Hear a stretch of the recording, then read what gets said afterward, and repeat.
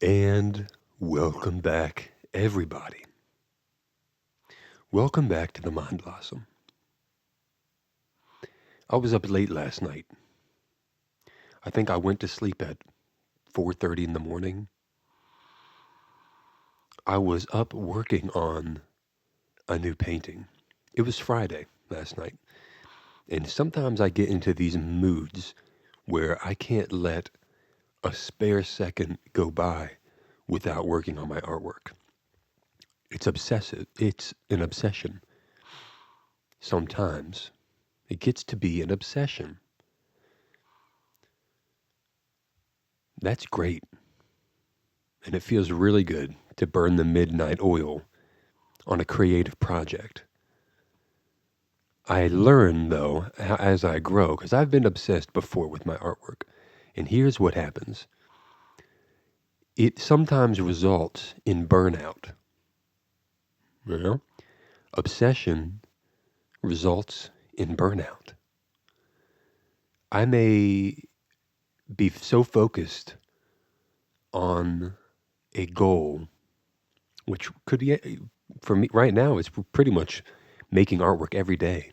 That's the goal, you know?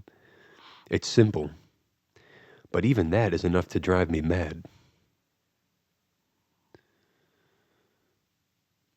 When you are obsessed, you have tunnel vision. Tunnel vision is being so focused on one spot in your awareness that everything else gets blocked out and it's all you can see. Like you're in a tunnel.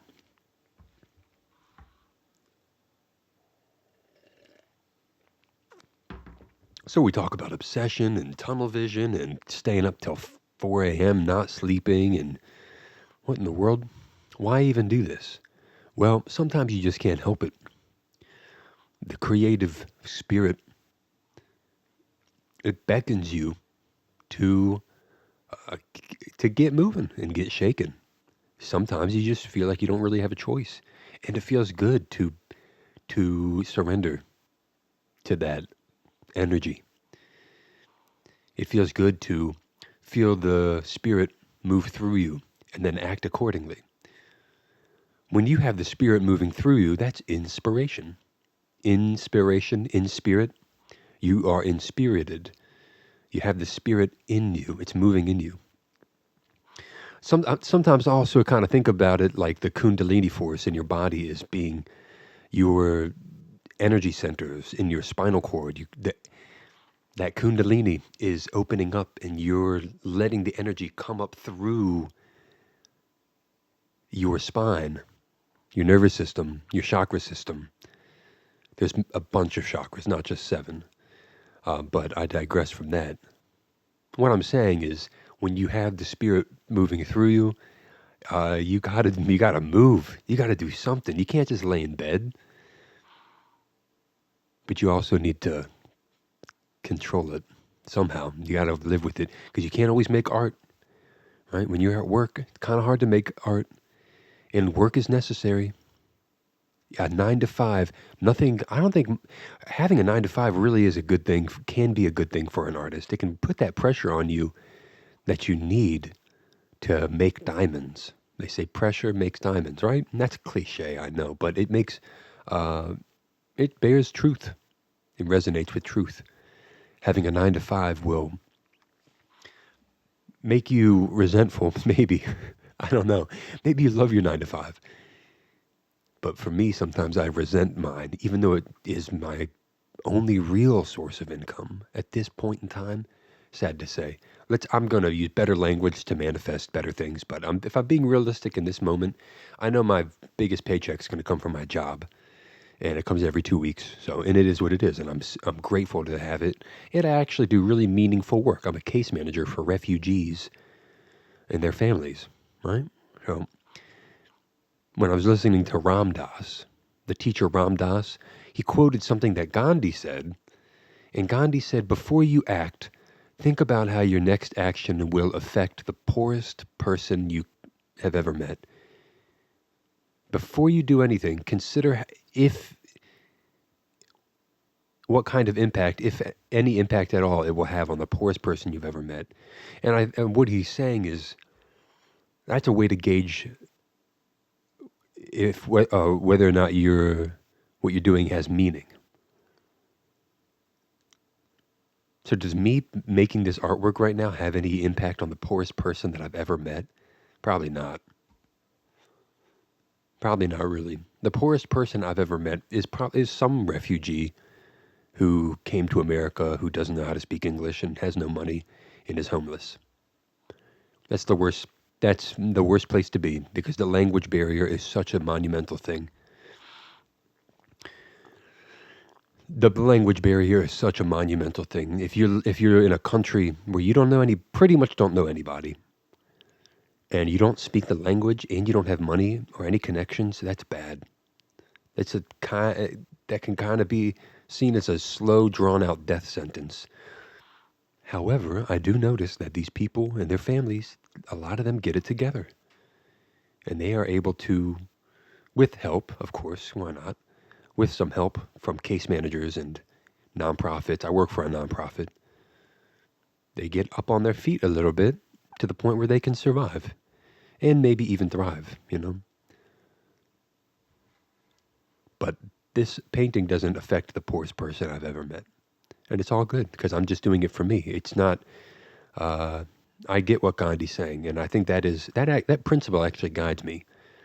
Now, on a regular basis, more and more I integrate into my thought stream. How is what I'm doing benefiting humanity? Am I working out of selfishness or selflessness? How can I be more selfless? I may not ever be wholly selfless, but I can work towards that. I can devote my gifts and my energy and my time and my conscious awareness towards the betterment of humanity, even just making somebody's life a little easier. If everybody decided to make everybody's life a little bit easier, we would all have much, much easier lives. We only have to do a little bit at every moment, right? If you spend every moment of every day trying to make somebody's life just a little easier, it wouldn't be that much of a burden on you because you just make a lifestyle out of it, and it's pretty much just being kind and courteous, But imagine if you received some of that too, and you got a little bit of help everywhere you went, just a little bit from everybody, and it kind of smoothed out the rough corners of our very ultra-competitive social environment that we subject ourselves to. Life would be, need I say more, right? It's obvious. But sometimes I just make artwork for me, and I don't know, maybe this will help somebody. Maybe this will inspire somebody to be more creative in their own way, or to persist despite their artist block. When I have artist block, sometimes I deal with it in different remedies. Sometimes I just still show up. If I have artist block and I don't know what to create, I'll show up anyway and I'll try to make something, and maybe it will be ugly. And if it is, then I scrap it and I'm like, oh well. And then it's kind of discouraging. But I showed up, even if it was a failure. And I do. On this iPad that I'm recording on right now, if I went into the Procreate app and I showed you some of the projects that are in the vault that will never see the light of day, you would see that I have a lot of, I have some, and I've had some in the past. Projects that just I've spent time and energy on, but they actually don't even look that good in the end, and I kind of just cast them to the abyss and let them dissolve so their energy submits itself to the fabric of the universe and recycles into another idea that I can catch on the astral plane by tuning my imagination in such a way that I get a glimpse into the unknown. We, as artists, our job is to translate the unknown in a unique way,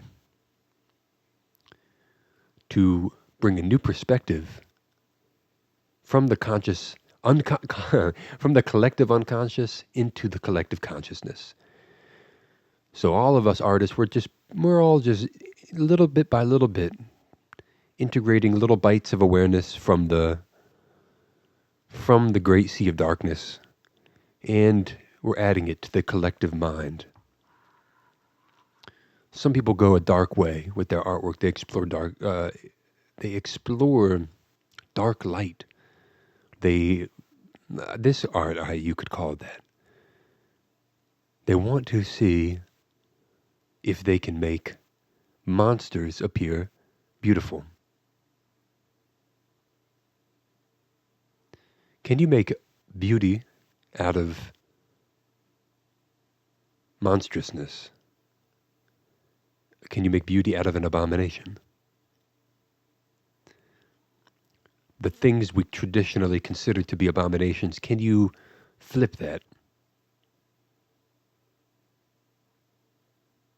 so that it exists halfway between the light and the shadows in a perfect, perfect union? But we can also ascend, we can descend, we can stagnate, we can sit around and wonder.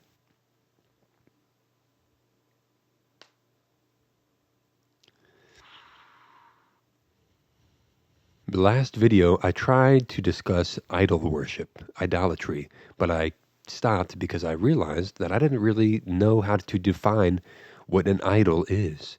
And yet, I find myself wondering about it again. I find myself wondering about it often. So let me try again. An idol is something external.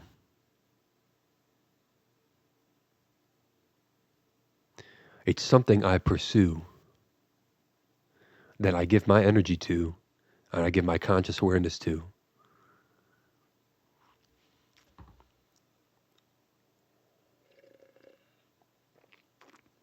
I think I need an example. The last time I used my artwork portfolio as a example of an idol.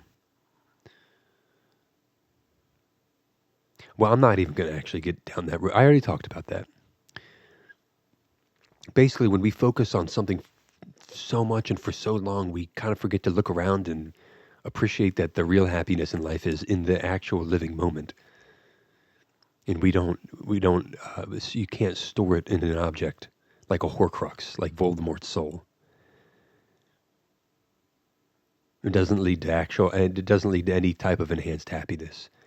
The idols that you have, you break them, dissolve them, you sacrifice them, and let the energy seep back out into your life.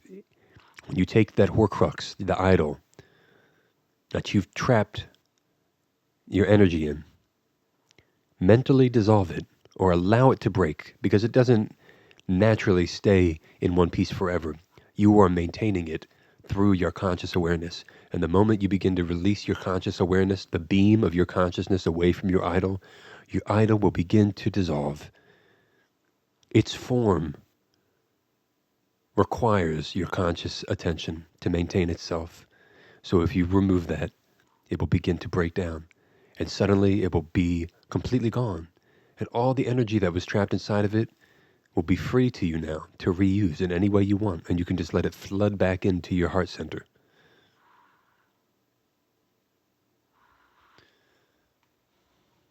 Once you make an idol, go ahead and enjoy it. And then say a prayer of gratitude as you cast it back into the devouring waters of the abyss.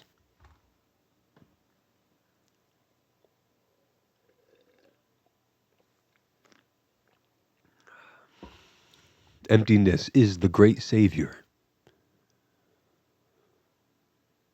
All of our mistakes and shortcomings and failures and grudges, all of our crimes and wrongdoings, all of our humiliation will dissolve as if it had never existed before. It will dissolve in the void. The void encompasses and far exceeds any type of misery you may experience. It simply destroys it. It is annihilated. And so emptiness saves you from meaning gone wrong. It saves you from perversion and hell states. because you can always surrender back into the void. You can say, all right, none of this matters. Now, on your way back into the void, diving back in, you may experience a chain of reactions that you started, equal and opposite reactions that correspond to the things you've done in life, and that's karma. Your dissolution back into the void, when you surrender all things, it can get a little rocky because you're going to have to go back a similar way that you came. Well, that's karma. The slingshot. Can you prove karma? I don't know. I don't know on a quantitative level if it's possible. Probably. We can do anything. But you already know it from a qualitative standpoint when you use your intuition. Your intuition will show you truths that you can't quite use with describe with words. And we all know that karma is real because we have felt it and we have seen it. And that's enough. And why not? It makes life, it encourages us to do better and to be more moral. A lack of morality, oh boy, a lack of morality will lead to seriously falling standards in our society. I don't have kids, but I imagine if I did have kids, would I want them to live in a world that was proud of its morals and stood by its morals, or would I want my child to grow up in a world with no regard for morals? When you have no morals, you're completely selfish. Respect doesn't matter to an immoral or amoral person. Respect doesn't matter. You can disrespect anybody, anything, and it's just like nihilistic because you don't believe in any karma, you don't believe in any, you're jaded to the fact that your actions make a difference towards other people. Empathy can guide your karma. Love can guide it too. If you are in love with life, why not, if you're really in love with life, wouldn't you want to have respect for everybody that you meet and every animal and every inanimate object? Have respect for that too because it has a spirit. These are morals. I'm going to do what most aligns with love because I am an avatar of love and I want to perpetuate myself. I'm going to perpetuate my frequency. And so everything I do is an act of love, even if it's not always the thing I want to do. Sometimes that path is challenging. It forces us to do things that are uncomfortable.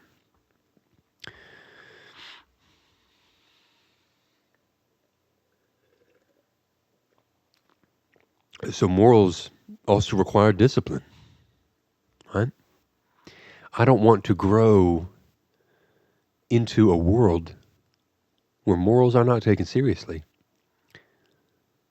Because then people will be cheating each other and lying, and it will just be, everything will lose meaning.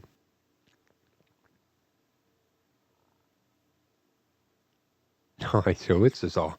Let's have morals, right? And that's my message for that bit.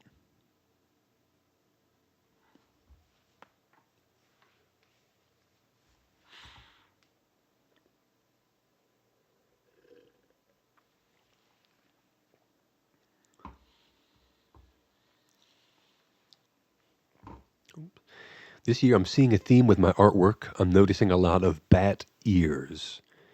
I find myself generating a lot of bat ears on Midjourney. Bats with really big, fleshy ears. Why? Is this symbol coming through? Why am I experiencing this pattern? Well, I'm not going to try to explore it too much with my logic because I don't know how fruitful that will be. Logic will only take you so far. You can only excavate the unconscious mind to a certain depth using your tools of logic, your pickaxe of reason. All right, you can only go so deep until you start going downwards in counterclockwise tunnels and you forget where you started and where you are at all. And so the light of intuition once again comes to our rescue like a guardian angel, and it helps us make some kind of sense out of the chaos. Sense enough to realize that it's all for fun. Artwork is all about fun.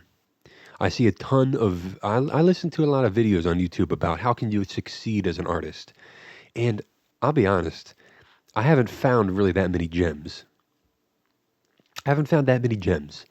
Every once in a while, I'll come across a video with solid advice, but it's never even really totally related to art. It's like about manifesting and how to align with the right frequency. But even that can get very repetitive.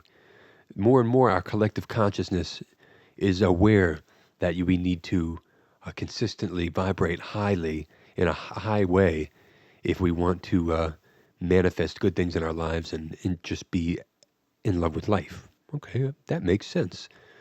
But I don't see a lot of specific useful art tutorials on YouTube. But so far, the only thing I can decipher from this confusing world of trying to be every artist out there, pretty much every single one of us, we want to be a full-time artist, meaning that we want to make money from our YouTube and our prints. If anybody buys prints anymore, NFTs, whatever, man. We all just want to make art and not go to work. And the only thing I can say regarding that, as somebody who has a full-time job, I have to work from a place of fun. I have to work from a place of fun. If I'm not having fun, I'm not doing. The objective is already. I have already missed it. I have already failed. Like if Walmart hired me to make a bunch of pictures for their, like not this kind of stuff, because I don't think this kind of stuff would ever be in Walmart, but if they ever wanted me to, I don't know, I wouldn't want to, I don't like to do a lot of commission work. unless the client is like, Frank, do whatever you want to do. I just want a sick piece of your freestyle. Like, just make me something dope. And maybe kind of use these colors, maybe these themes. These are some of my inspiration. But at the end of the day, you just make me something original. Give me a banger, and I'll give you $500. You know? And then they get to keep that artwork forever and use it commercially however they want. They have all rights to it. And I let it go, and I just made it for them. And that's their piece. So that kind of work, I would love to do that. And I've been fortunate to do some album artwork where the musical artist is like, hey, you just make me whatever, make me whatever. And then we work on it, we go back and forth, and I always give my clients unlimited revisions because I set the standard rate, and then we just, if they're cool with that, we move from there. They have unlimited revisions, and we can just work on this all forever. In an eternity, we can work on their album cover. And they'll never finish their album because we're still working on the album cover. That's how it goes. Welcome to the Mind Blossom, everybody.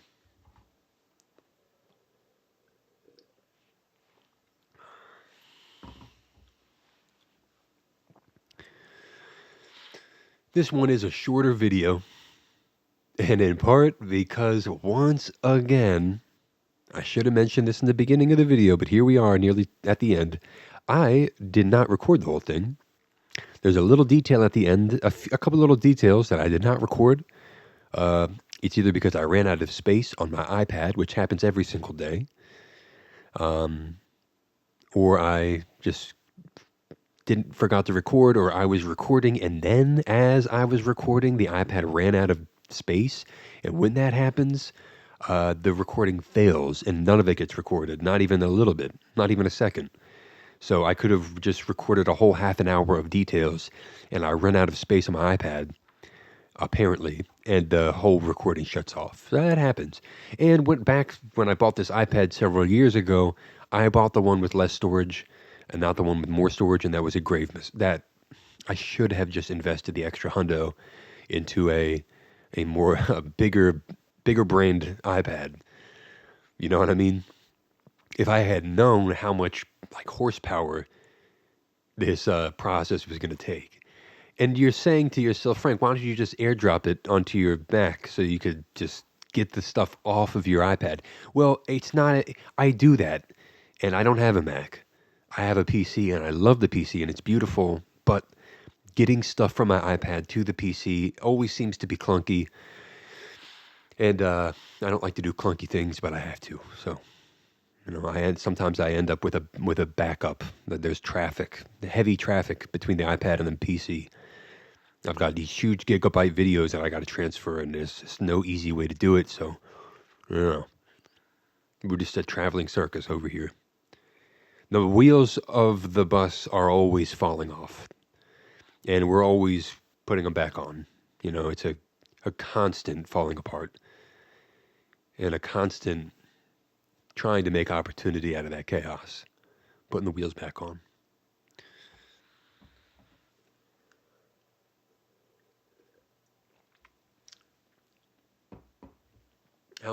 How much chaos can you handle in your life? How much change can you experience in a short period of time without going crazy or without your Kundalini system busting wide open like a frozen pipe in the winter? I practice keeping my chakras open, but I can do a lot better work. I also just focus on trying to do like when I'm tense. Sometimes I'll just be there in the middle of the day in the most peaceful setting in New Jersey or at work, which is not peaceful to me because there's an oppressive spiritual cloud that I sense when I'm in the office. And it's in part because I want to be home working on art. But I try not to keep my body tense. I try to relax my muscles, my forehead, my face, my jaw, my everything, my every part of my body. I just try to remind myself, relax, Frank.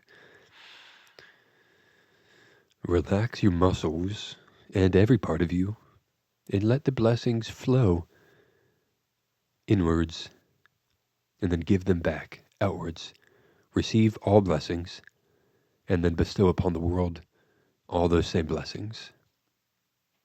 That's how a magician operates. The energy is everywhere, and a magician is designed to manipulate it, but you can't do that unless you are open at both. Unless you're open at both ends. You have to receive and you have to give. And this is where I stopped recording. I made these lights, these little fireflies, these sparks, reflecting just like up on one part of the painting. I made these little sparks, and I tried to make them glow have these really microscopic regions of ambient lighting where it touches the skull or where it's right next to the mask. And I try to do that. Well, that's what I did. And I think it looked really dope, but I didn't record it. And so we're just with this, and that's fine. All right. And I had a great day today. Even though the day is hardly over, it's still morning. I'm having a great day, and I hope you are too. And I am so grateful that you joined me. All right. And until next time, everybody, peace.